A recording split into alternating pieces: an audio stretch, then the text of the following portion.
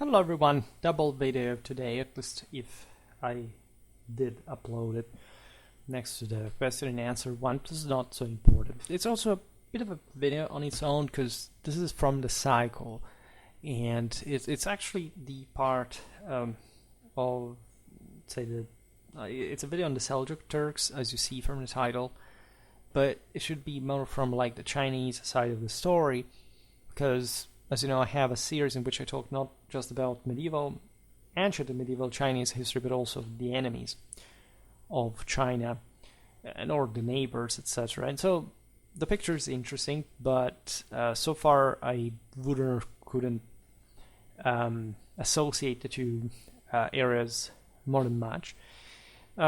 If not from certain perspective that we will see here. Of course, there is a lot actually about Seljuk Chinese history that is worth documenting, but I shall make sort of more in-depth videos. This was more in-depth videos, more like a basic warfare series, and with points d'appui, let's say, for the sort of more Western, Eastern, Asian in this case, bridging. Right, we talked about Seljuk warfare. It's one of the single most important ones, of course, in medieval history, if anything, for the Crusader era, and for the general impact that this people had on Middle Eastern Levantine warfare. I have a playlist dedicated to Seljuk warfare it's always important to replenish, they talk a bit about both the general and the sort of the detailed one. With last video we made about the Seljuks, I think it was about the Seljuk heavy cavalrymen. That is yet another hell of a topic. Yes, we have 5 videos so far. This is going to be the 6th, but there is really plenty more of that, and we have also to homogenize a little bit the content, because 5 is too few, and we need to at least now with more of some of very old videos, but now we're going really a decent direction. But this video is just an appetizer, let's put it in this way. And you could approach this history from different angles. Today we will not talk too much about Seljuk warfare in the strictly art of war sense. We'll talk actually about the geographical context. But for example, when it comes to the army organization, we know that few, and we can make up just for example, some kind of Arab manuals that, however, not the Turkic ones, that did not exist because they didn't write at the beginning, and or they would eventually, in fact, be integrated into this largely Arabic military systems. And otherwise, the Turks, as you know, as virtually all nomads, had this decimal system that, at all levels, right, reigned for reasons we'll explain later. We'll talk a bit about Seljuk tactics, but also in this mostly for what we know more from the Syrian, the Jazeera, and the Iraqi world that is the better documented. We made a video about Anatolian warfare around this era that in fact discusses the Seljuks at large, but not all. Finally, we will look at some iconographic and archaeological evidence about various units that could have been typically spotted in a Seljuk army. So we can start from the end, the 13th century, because when you look at the wider Turkestan, you still see essentially up until the Mongol conquest, like these peoples being under the influence of the Islamic sultanates. As you know, it's kind of obvious. They were this broader area was called Khwarezm, and the Kharazms. That means apparently either the land from which the sun rises or the lowland, right? Because this region is objectively the most depressed in this border of the steppes in terms of altitude. However, the sense that it's such a great spot where to launch offensives, where to also be relatively sheltered and also hydrated by the riverways and around these lakes. And I mean, the Parthians stemmed from there originally. The same Achaemenid. It's like so many different powerful peoples had ruled from this prize places. And we're now talking about the Khwarezmian Empire to begin with.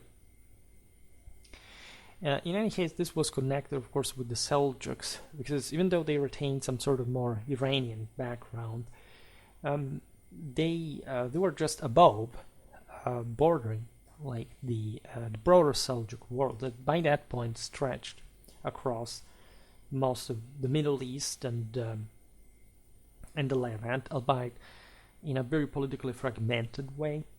At this point, the Seljuks, as you know, had fundamentally protected and come to dominate the Abbasid Caliphate, what remained of it in terms of individual military power, which still till the end, I think, like caliphs in Baghdad had their own army and they did contribute to the Seljuk enterprises. Those were, however, the greatest powers. We'll not go back too much in time from the Ghulams. The early ones that the Arabs began to hire from the Turkic world is happening much earlier than we normally realize. All this territory fell.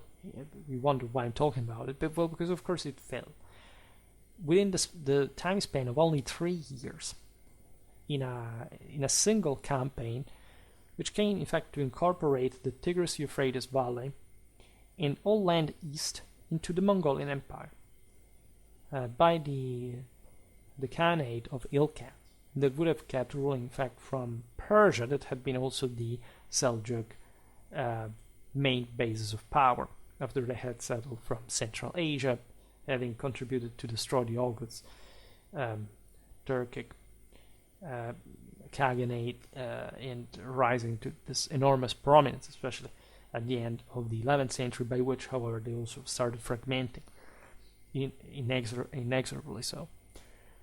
So, over the years since the Islamic invasions of the 8th century, the armies of the Arab world had practically degenerated on the Eastern Front. By 1219, when the legions of Genghis Khan advanced on the empire of Khwarezm, that, as you know, was eventually the launching pad area for the invasion of Ruthenia.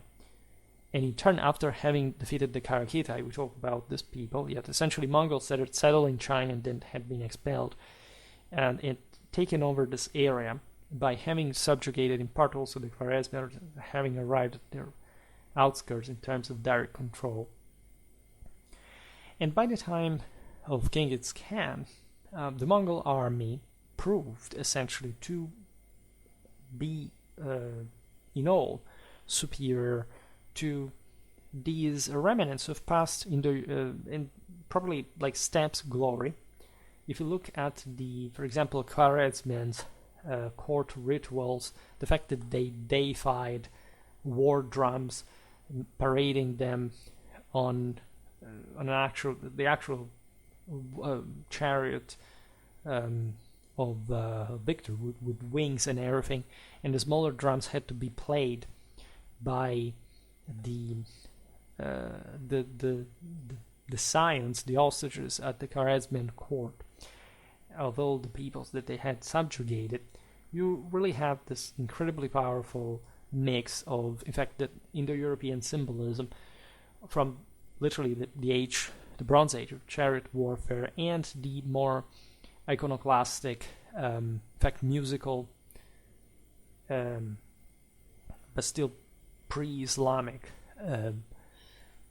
concept of, in fact, the spirit living within sound, right? That you can find, for example, in the ringing bells attached to the comparisons, say even the same Seljuk horsemen, blown by the divine wind, and also by the powerful heavenly horses that shook them.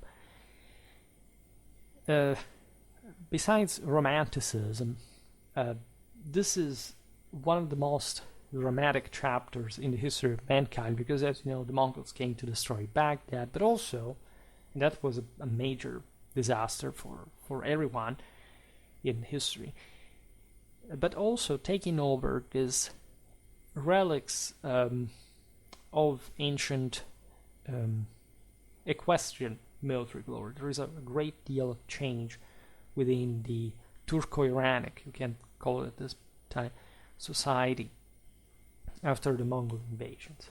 It's really a time in the aging of the world in which, in fact, people get exhausted by these massive, ruthless invasions carried out with primitive ferocity from peoples that had remained compressed into the very northeastern corner of the steppes, after all these other peoples had their prior time. And so the Mongols actually lasted even less as a wave of peoples in hindsight, but we think, the Mongols, the greatest. Well, think about that too, because in some ways their capacities, especially in a technical sense, were overrated. I mean, they were some of the greatest, of course, armies in the history of mankind, but their primary motivation was this primitive brutality. I mean, the fact that they hadn't waited for this time in history to emerge.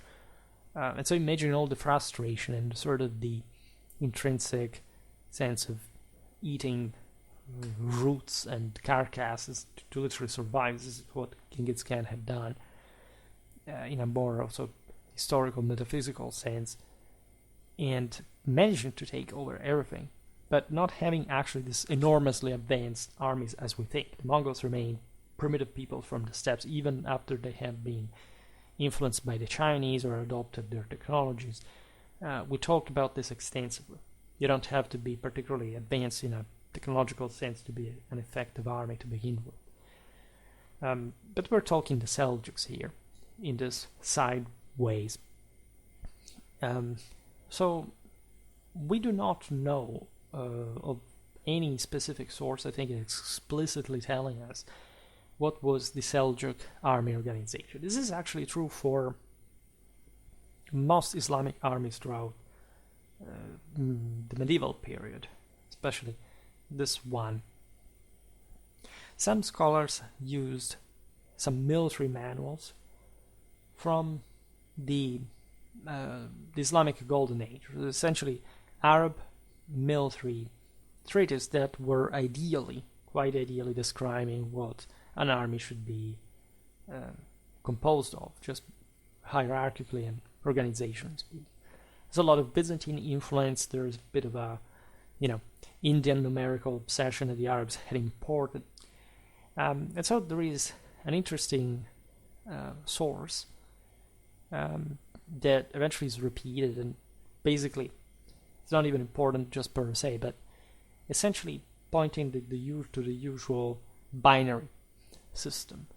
So an organization beginning with a unit of 16 spear bearers, 8 archers. This refers not to horsemen from the steppes, like essentially most Seljuks really were by the time of the conquest. But this is valid at least for the Crusader era, in which the Seljuks mobilized, as I was saying before, large amounts of Arab militias that we came actually to describe pretty recently in the case of the Syrian infantry that was particularly developed. They had the best militias in the entire Levant, and actually like for most of the Eastern world at the time. Now, so you have this interesting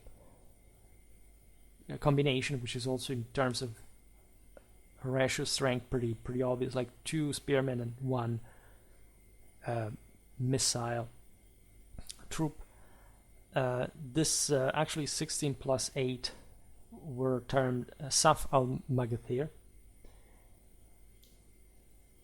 32 men were the Uzba, the Mikab 64, Kurdus 128, Yafal 256, Kaba 512, Zumra 1024, Taifa 2048, Jash 4096, you know how it's going, Kamis 8192, and then al-askar al-azam 161384. Right. There is another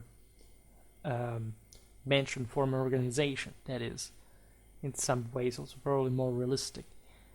the quintet Kamash, of in fact 5 cavalrymen being the core unit, the Ashra 10 to 20, the Tabil Khana 80, the Alf 1000, the quintets of infantry. Naturally, we'll encounter these terms again when talking about, for example, caliphal armies. We haven't done it so often. Again, this is the cycle's fault, but say the early Islamic invasions, military, of course, is a very crucial topic, and we will find something similar. As we'll see now, we will also cite pretty early sources, right? Such as Muhammad bin Kazim, that was the Arab military commander in service of the Umayyad Caliphate, who led the Islamic conquest of Sindh and Punjab. So this inaugurated the Umayyad campaigns in India, and the guy, so we are at 712 in the moment in which he's writing, called for a straight decimal system. This is interesting because, as we've seen here, the numbers seem different. For example, we talk cavalry in this smaller ways, and then there were the katibas of infantry, 5 to 800 men, the Filag, 5,000, sort of regiments and entire armies, as a matter of fact. And they do not support like a fully decimal system, which is what we would expect, in fact, for the Seljuks. But this guy that went to India, and so had to cross the entire Persian world, and so encountering also lots of peoples, the areas of Afghanistan are very heavily influenced by Central Asian warfare. This is even at the same Persian frontier, and some of those guys enter India as well from the north. Well, in this case, this 10,000 seems to be pretty straightforward. 10 men formed a sar-i-khalil, according to Muhammad bin Kazim, was similar to the Ashra, and an Amir, identical to an Alf, each of 1,000.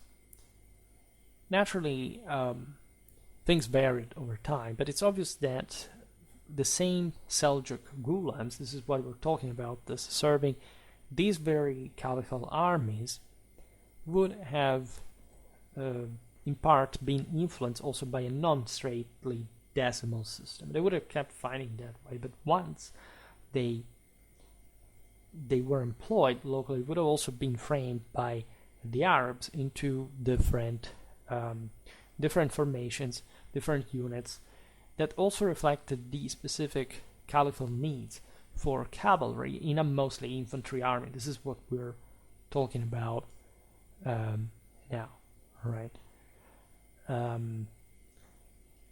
Next to the Katiba of infantry, the Jafal of cavalry, that may have in fact been sort of more prominent units for tactical relevance. There would be independent squadrons such as the Kurdus of unarmored cavalry, especially used in a supporting role, and we will see now how this should work tactically wise. Because a caliphal army with the Seljuk forces, or I mean, I said Seljuk, I meant Turkic, to a degree, because if we talk that early in time, then of course there would have been probably Abbasid caliphal armies serving with Seljuk troops, and vice versa, as we remembered. But say in this earlier, still dominantly Arabic times, the army, we're talking actually a bit more the more advanced caliphal times, not the early Arab armies that were really something very primitive, could and would deploy in battle order in 5 lines, right? Infantry in the front, divided. This is it's a sketch, like it doesn't.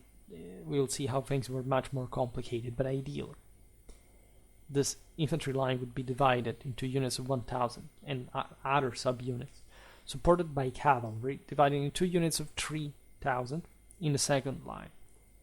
And the third line contained the baggage and guards. Now, there would be some other cavalry in the rear.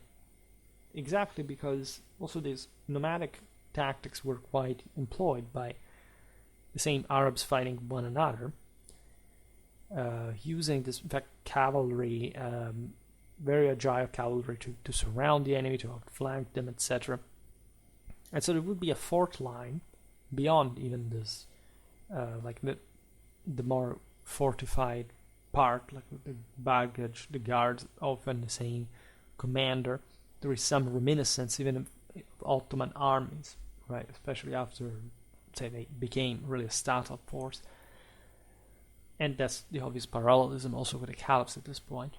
The fort consisted of, in fact, unarmored cavalry and guarded itself, the rear, however, so it was placed behind the baggage line. The fifth line guarded the entire army's rear and probably consisted of cavalry too. There would be these flying wings of unarmored cavalry protecting the entire army. You understand how important, of course, this Turkic forces really were, because the Arabs had cavalry, but it wasn't so, for example, horse archery based in numerically wise.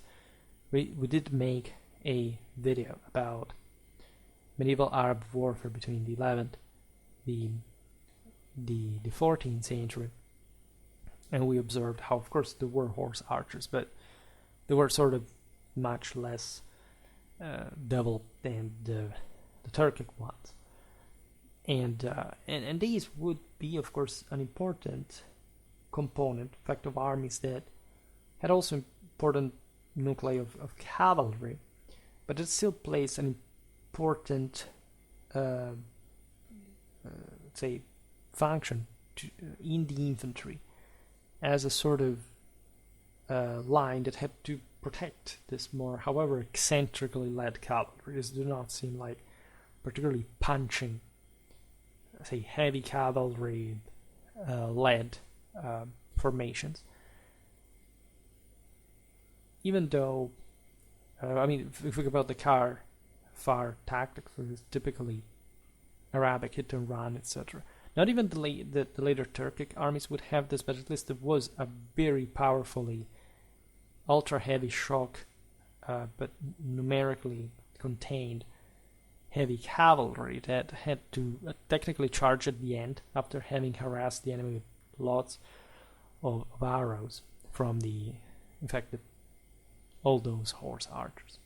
Bit of a different concept, but it's in the proportions compared to the Arabs, but it's also similar, especially against heavier armies, like, for example, the Byzantines were more often than not.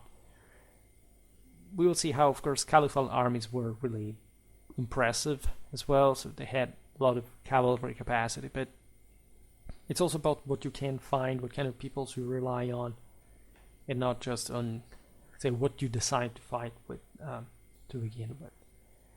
So the sense was, in fact, having the infantry bearing the brunt of the enemy missiles, and in such way preserving the cavalry itself. This is what the Crusaders began to do, at least to an extent, especially during the marches, when they were showered by all those, at that point, Seljuk horse archers,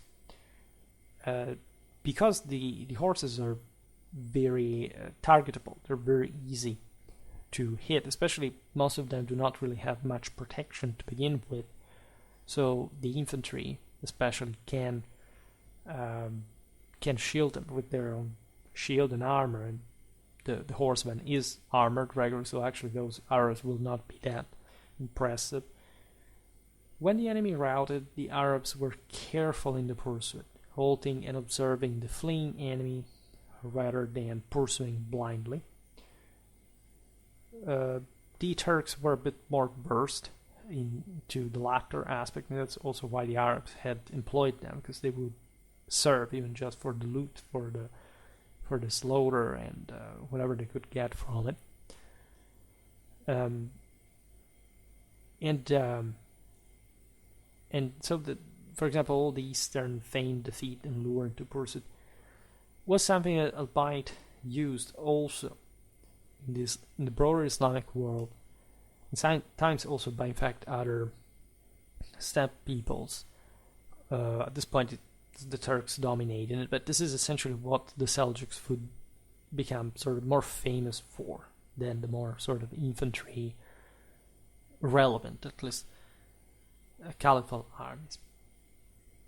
So the infantry's front ranks would consist, as we said before, by spearmen, consistent a spear wall with the archers in the rear, supporting the initial ranks with massive archery fire, which was used to fence off, in fact, the same nomadic archers we talked about.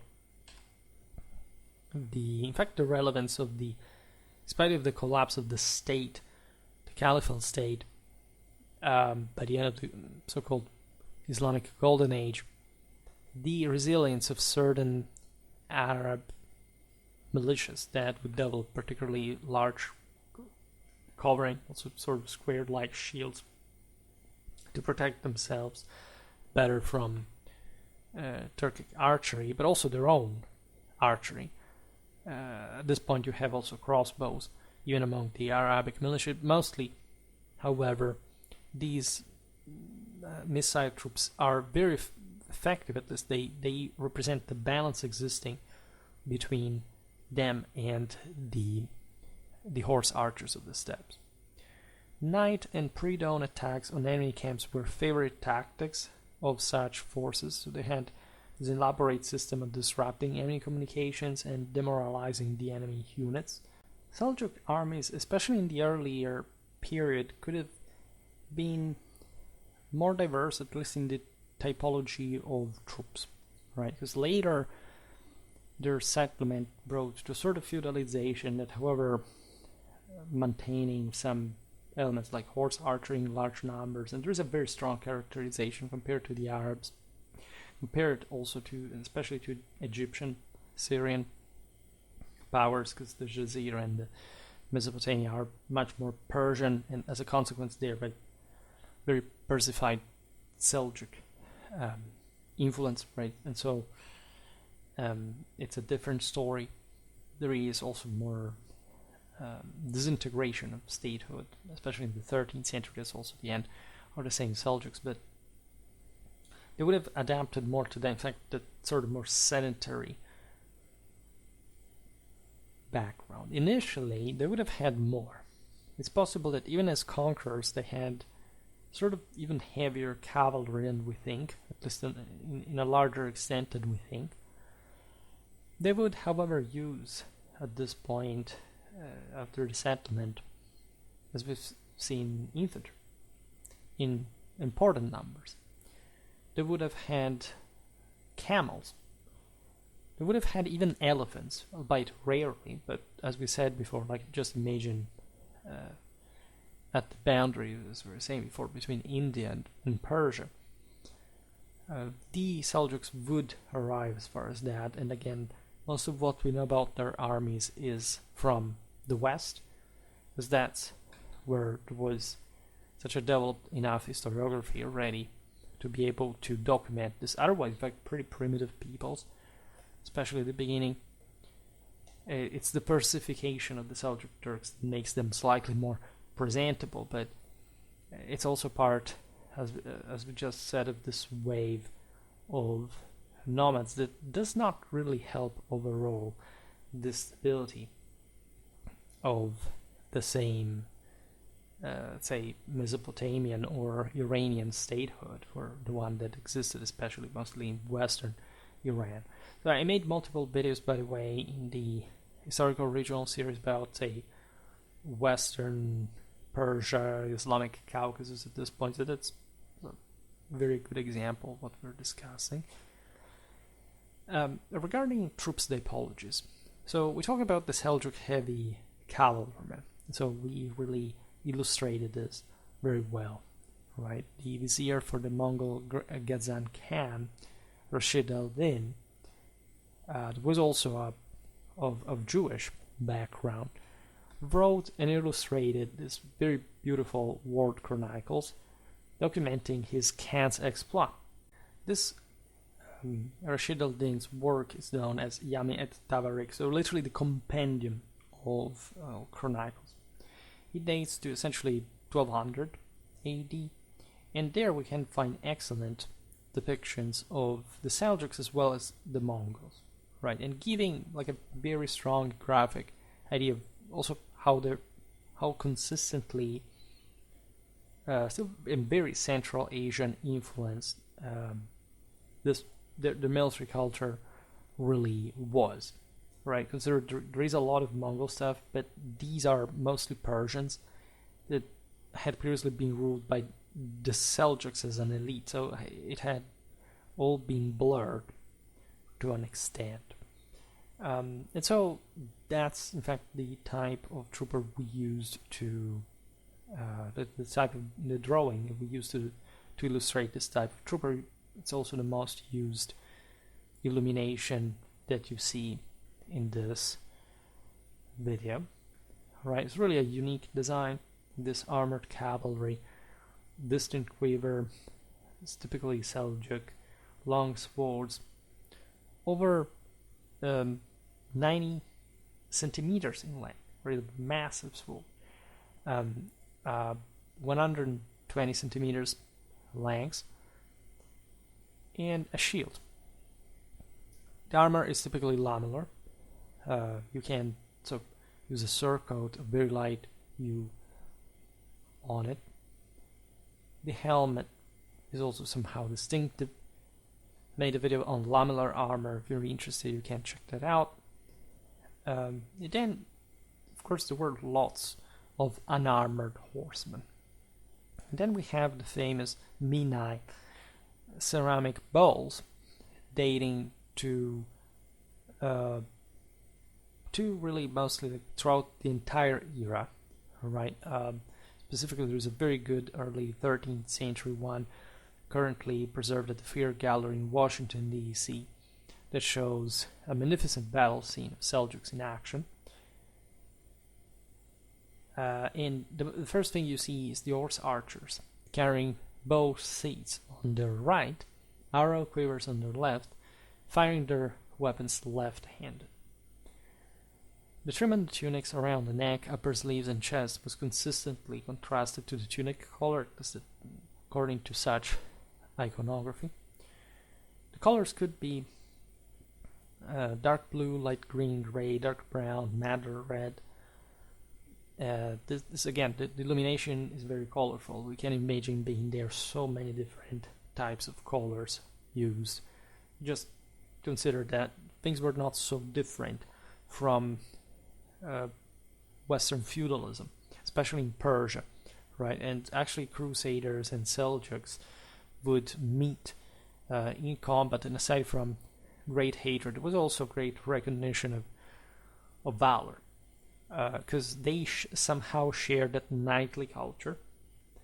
We'll have to talk much more about that from Central Asia, because there are, like in Islam, just to tell also how early the influence of these Turks is through the Ghulams and all. Like you see it progressing also throughout North Africa and even Spain in the early phase of the conquest. There were already Turks among those forces, and we saw it recently. Like some settled as far as Morocco and also in the far southern depths of it. So these people were that errant knight. You can say it ante litteram, because the Germans, for example, did something very similar, albeit not going that far by this point in history. This was the moment of the Turks, and they were probably nomadic peoples, and so you find that.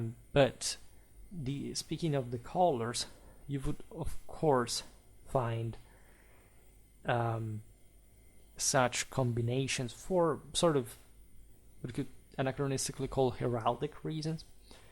Especially the contrasting was important. It was also a way to show up. For example, we see in these illuminations light brown on a dark blue tunic, light red on a dark brown on a light green tunic, and madder red on light gray. The combinations were really many, plus the actual decorations. Sometimes the illuminations are beautiful but crude as well. There are lots of other evident decorations, styles, symbols, that we can also barely understand. But we see things that are very familiar to us, such as, for example, a literal aura around this guy's heads that is actually the shield in some instances, but in others it's literally like the same sense of divine transfiguration that we find conventionally also in our, say, Christian representation. So just for saying how also close at times to the Christian world these peoples were, but also how much was shared from previous traditional background. Consider that the Seljuks had also just been converted to Islam, and they were very zealotly fanatic about that as the new converts, because they were complex in so many ways, and so becoming that ruthlessly violent and cruel. But they also brought, in fact, exactly for this reason, much of their tradition. Some of them drank alcohol, for example. Still, some of them were really converted because many of them really came from the Central Asian steppes, and so they would serve in Persia and Mesopotamia, even against the Crusaders, but at some point it would go back to Central Asia. This is really, really beautiful, right? It's like, I don't know, the Germans in late antiquity, like serving in the Roman army, going back to, say, Denmark, and even having on their burials indicated that they were proud Roman veterans. We should really talk more about the fringe and how this relates to more stable civilization. It's really intense, in terms of military sharing, acquisition, influence, and so on. The Minais are very illustrative. If anything, they are more ranged, but in times and authors, but they are also very stylized, telling the truth. In fact, we find infantry depicted on these ceramic bowls as well, and there is one indicator that finally brings the Turks and the Germans a bit close, because, and this is really not strange because this is to be seen across so many peoples around there, the extreme similarity between the laced leggings of the Seljuk Turks and the ones that we see in Tocharian and Scandinavian art. After all, the Viking era ends in the 11th century, which is the same year in which the Seljuks take over, say, their enormous empire, and in the previous centuries they actually were closer because there were lots of Norsemen arriving up to the Caspian Sea, and many, the Proto-Seljuks were there fundamentally. The Tocharians had also I made a bit about Tocharian warfare and how they had been overrun by the Turks. This was essentially an Aryan population living in the Tarim Basin and the surroundings. They were noted for their very white, like red, blonde-haired appearance, and they left us with beautiful art thanks to, in fact, to the more sort of gentrified, sophisticated city-states art that they developed before being taken over by the Turks, however, because they had also softened up as a consequence. But they stayed there for a very long time. Right? I made a video about, just wanted to check. Yes, it's Tocharian Warfare, the title, but Kuchan and Tocharia, because there's the state of Kucha as well, that is sort of the center. And yeah, you can see that. We will surely see things a bit more in depth as far as these connections goes, because yes, Turks and Vikings did fight along that frontier for a consistent long time. Some of these similarities are also due to a generally shared practical functionality, what you would wear on horseback. And again, these styles were pretty much all across. They had belonged to these Indo-European predecessors of the Turks, and that had greatly also acquired part of the stuff as a form of actually enhancement of their pretty primitively crude customs of the origins. We do not see many swords as of all from the Minai, but however, the tunic collars are interesting. In fact, these minayas, are all very colored, painted ceramic, lacquered ceramic. In the shield pattern colors are from the outside in, at least in one case, dark brown, light blue, and black.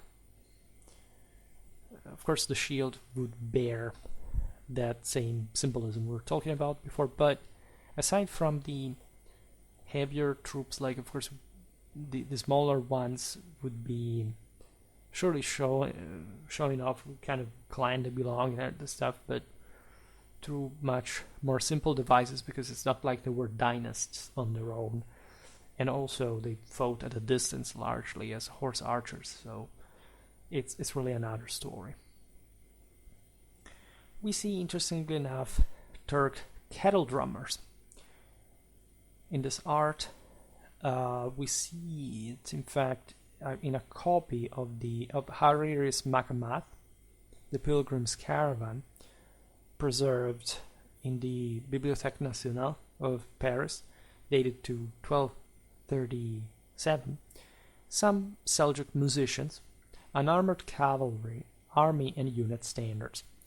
Kettle drums were very important in Islamic military culture and music that were deeply intertwined, as we said before with the Khwarezmian example.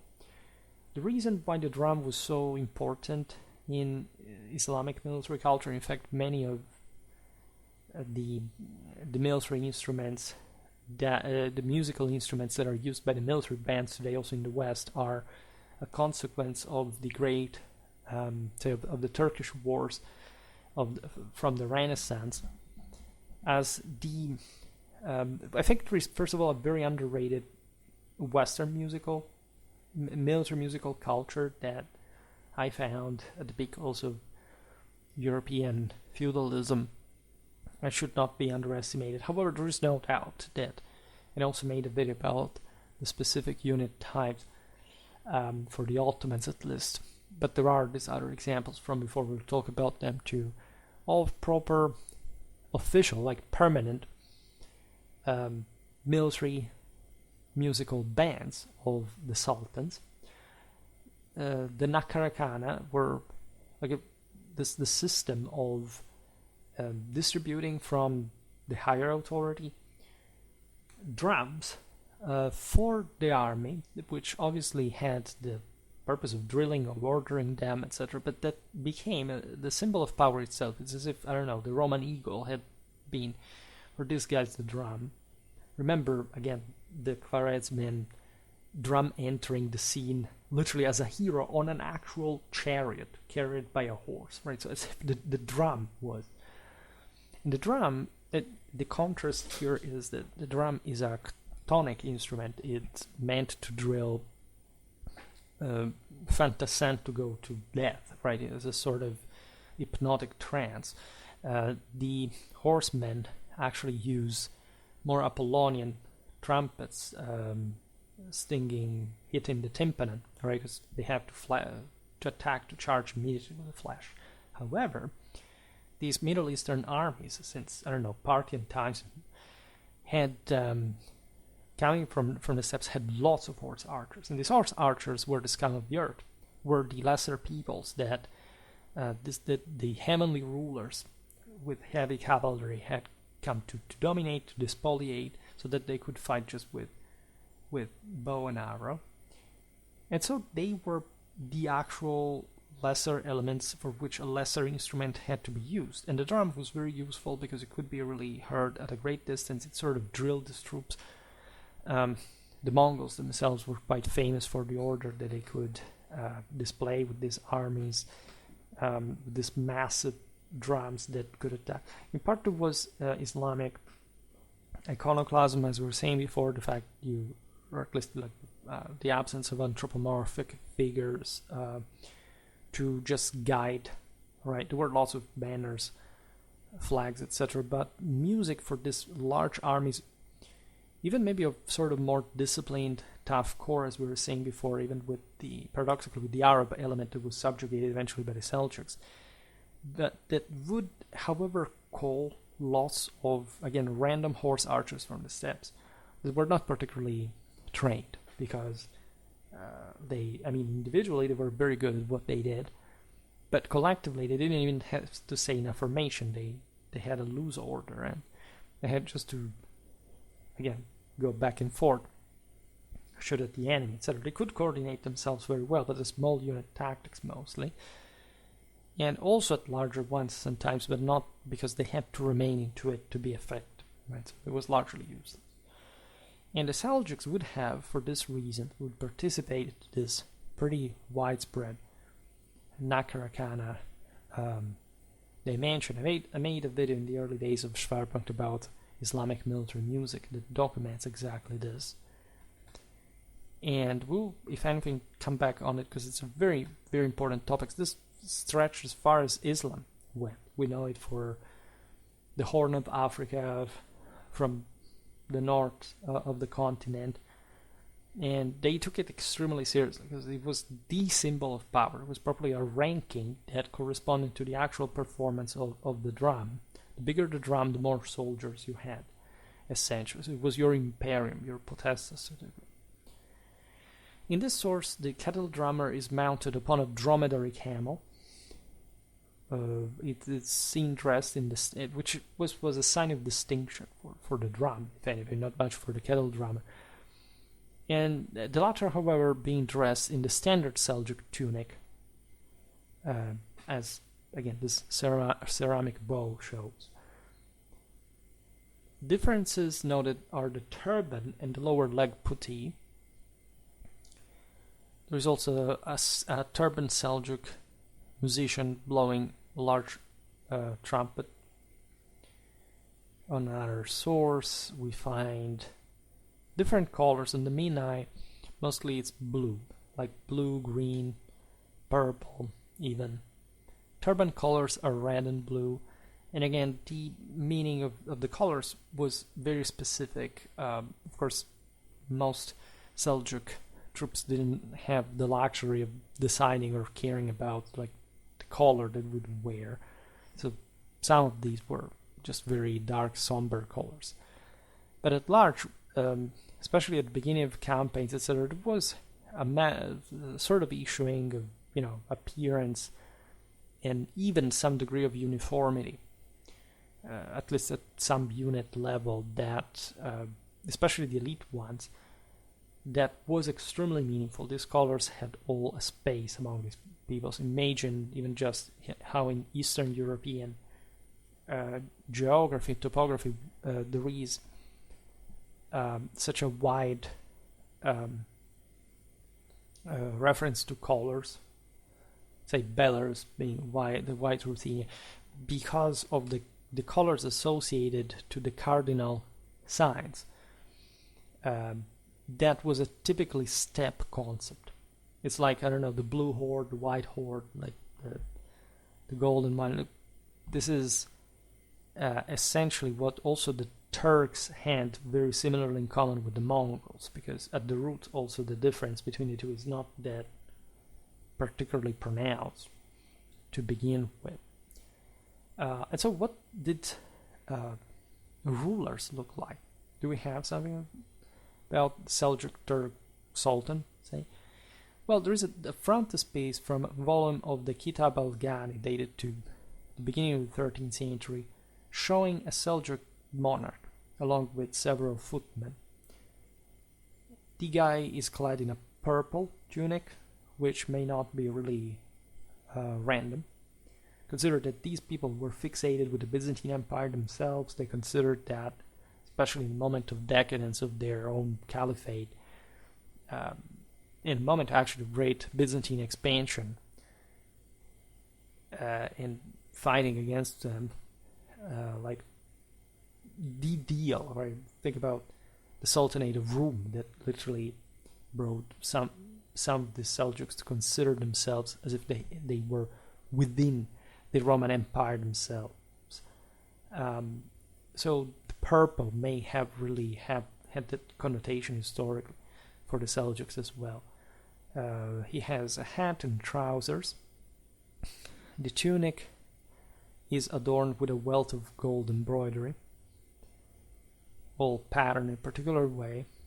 and this was applied to every part of the tunic and hat, which is striking. Of course, it's a very, gold and purple. It's the symbol of imperial divine power, like the incorruptible one, the most precious. It's again incredibly telling. The infantry tunic colors provided by the same source are black, red, purple, and light pink.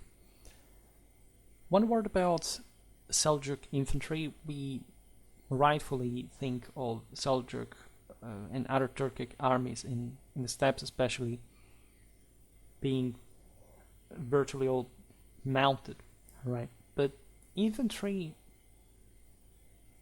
warfare did exist in the steppes as well, right? It's part just of the fact that these people, yes, literally lived all their life on horseback, but at some point they should have mounted a horse for the first time. Of course, they could dismount, apparently.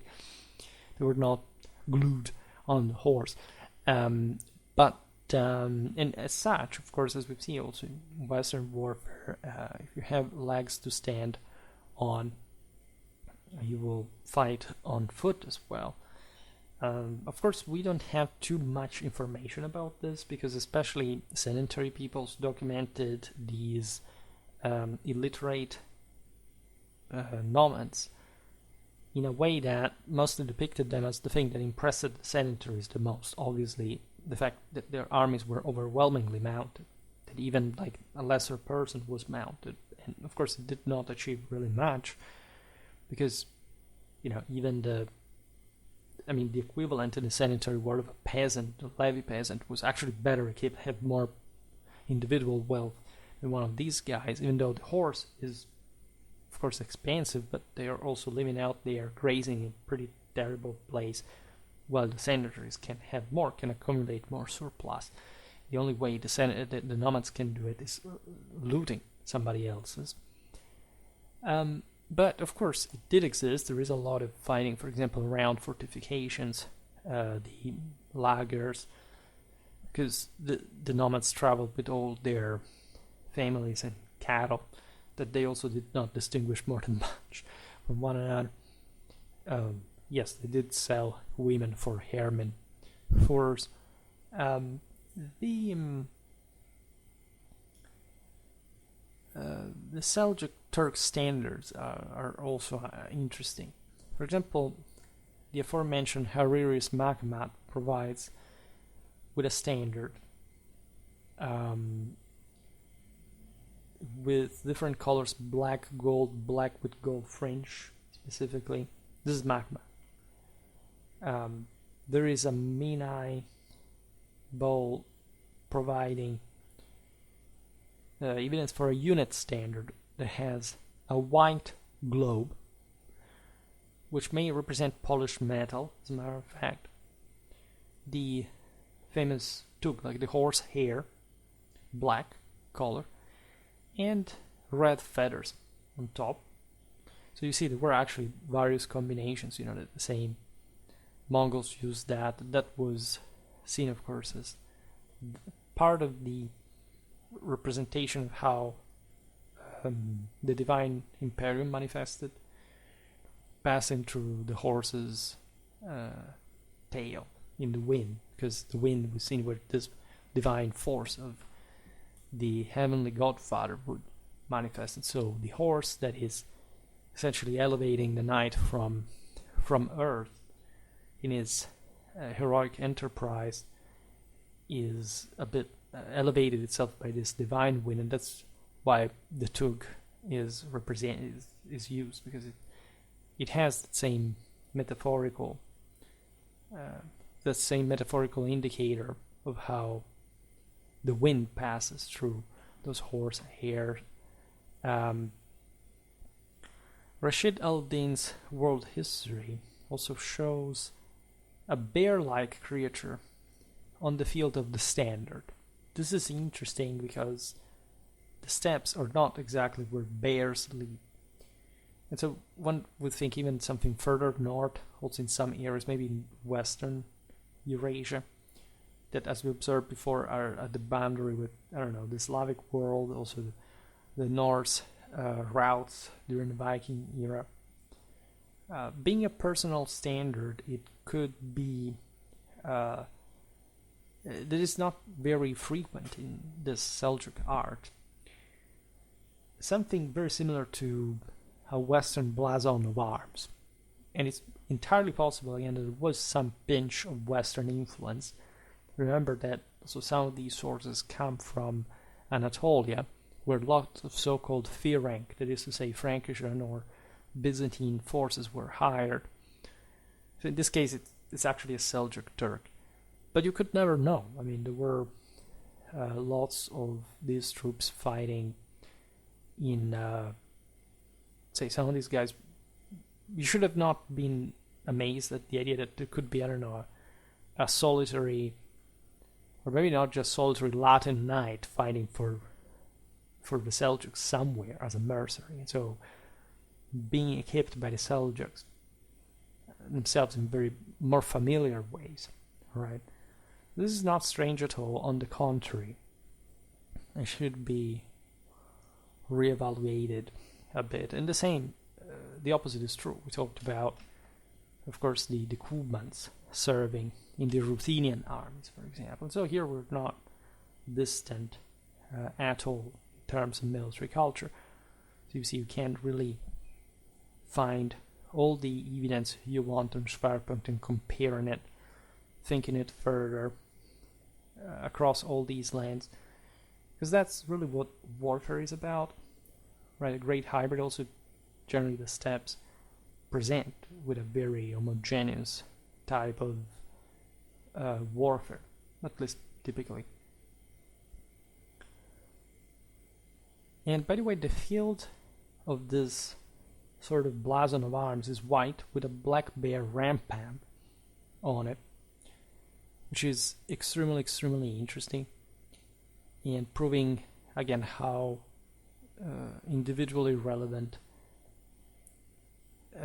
knights were also in this culture, how much single warriors could boast dynastic power, particular capacities, and making everything sort of more sensibly close to this whole, between these cultures, these military cultures.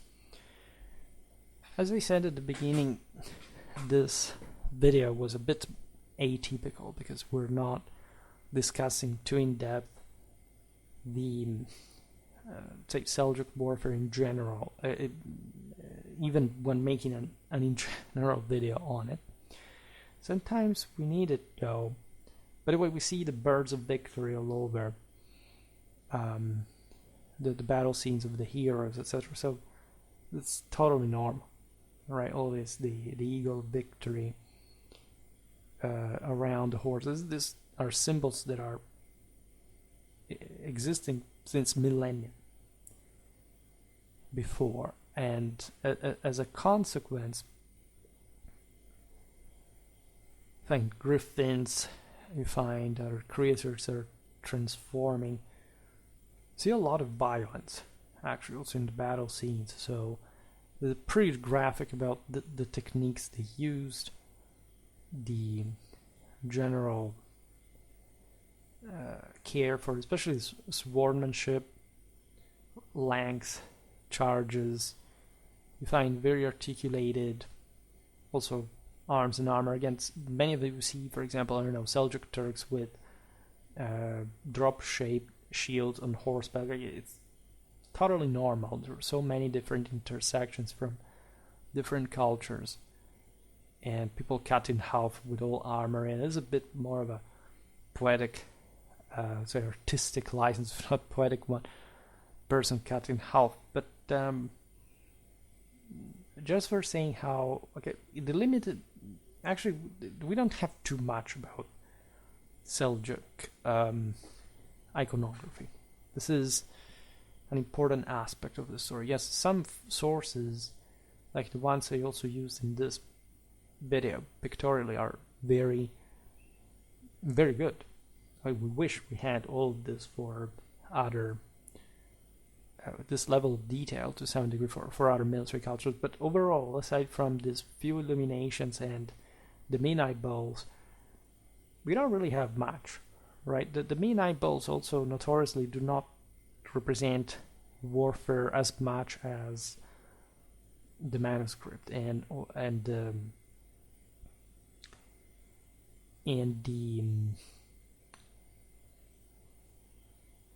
sort of more civilian scenes of sort. You see beautiful horse bardings in the manuscript. The Mennonite are a bit cruder, and they're also a bit more timeless. Some Seljuk art that I also inserted here resembles very much also the iconography of St. George slaying the dragon. Surely there's a lot of Western influence in those cases, especially again in Anatolian. It's really impressive how much they got from the Byzantines, the Franks, there. But of course, further you go east, and the less you find, unfortunately. You find a lot of stuff more just during the Ilkhanate, like with Mongol stuff, not of the very early era, but still pretty consistent fashion. Before, yes and no, right? And so it's sort of difficult at a point to even depict. Again, the essentials are always more or less the same. You don't have to make a huge effort of imagination, if not for picturing what we well know about the wall, which is a bit escaping, also iconography. And for the rest, it's otherwise not much known. I'm curious about, as always, how much Seljuk stuff there is on YouTube. Let's give it a look to it. Seljuk. I don't know what because I'm searching through my own account. There is Seljuk Warfare Schwerpunkt history playlist, but it got only 13 views. It's not possible. I mean, not the single videos in it, of course, but the playlist. And actually, there isn't much. There is a big video about al-magatir, of course. There is another video about the Seljuk Empire, yes, but overall, it's all video game stuff. You see how poor the actual historical attention is for Seljuk warfare. Admittedly here, some video games like the Battle of Dandanakan, Seljuks versus Ghaznavids in 1040. You see, the guy knew about it and made a sort of machinima thing. And that's at least pleasant to watch. I understand with people who watch that. But there isn't much, aside from Manzikert, that if I say Seljuk warfare to YouTube, like, they will actually show. And that's really a pity. That's really a pity. And that's, we reduce history to video games. It's too bad. Even if they look good, even if there is research behind them, that's not really what we're looking at. Because you see, the basic warfare stuff, like I do here, they don't really show. There's my video, but it comes after so many different ones, and I don't know if it's showing just because I should use another account. Well, whatever. Very well, we managed to cover the hour. I made 2 videos in a row today. However, in fact, I stop it here. For now, I just hope that you enjoyed this video. If you did, please share it. Otherwise, leave a like or subscribe to my channel if you're interested in my upcoming content. As always, I thank you heartily for listening to me. I wish you a nice time and see you next time. Bye.